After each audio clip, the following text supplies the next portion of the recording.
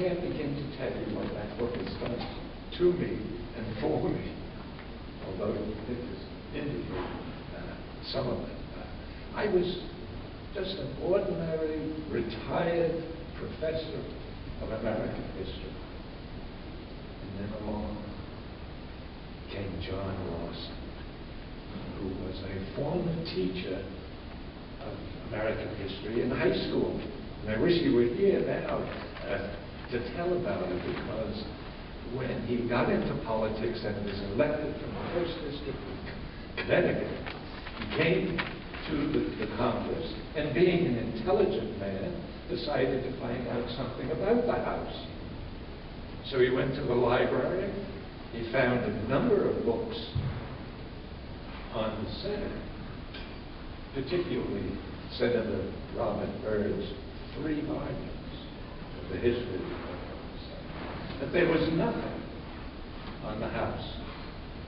By the way, I should tell you that after my book was published, he went to Senator Byrd and said, "Here we have it, the history of the House." And Byrd responded, "It's only 1 volume." I've done 3 volumes with Jackson. And it's unbelievable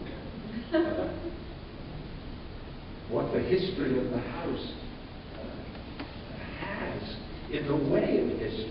And so few historians are studying it and writing about it and publishing.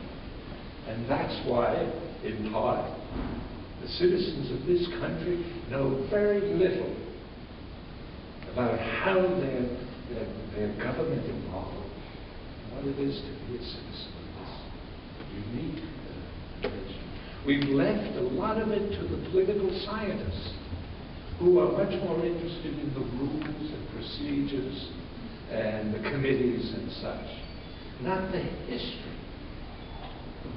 And I had never done an institutional history.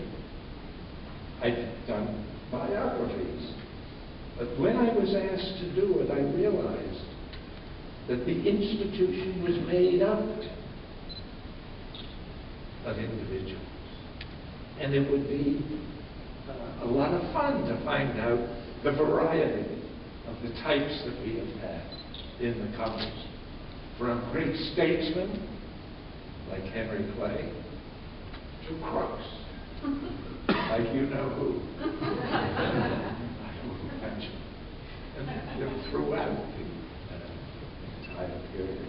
And so I didn't want to just deal with the major figures, and there are many, but those who gave it color and life and a unique, almost democratic aspect. So you'll find stories about men who all they would do is come in each day and at 1 o'clock go over to the window and wrap a package and take out a sausage and eat the sausage. And everybody is laughing. And the newspapers said some district in the wilds of Ohio sent this man to represent and write the laws of this country. And there he is, eating a sausage and sitting down, and then getting up and saying to them, "I'm not as educated, I'm not as well-dressed as those Whigs." How do you know they're a Whig? He said, "You can always tell a Whig. They're arrogant, they're well-dressed,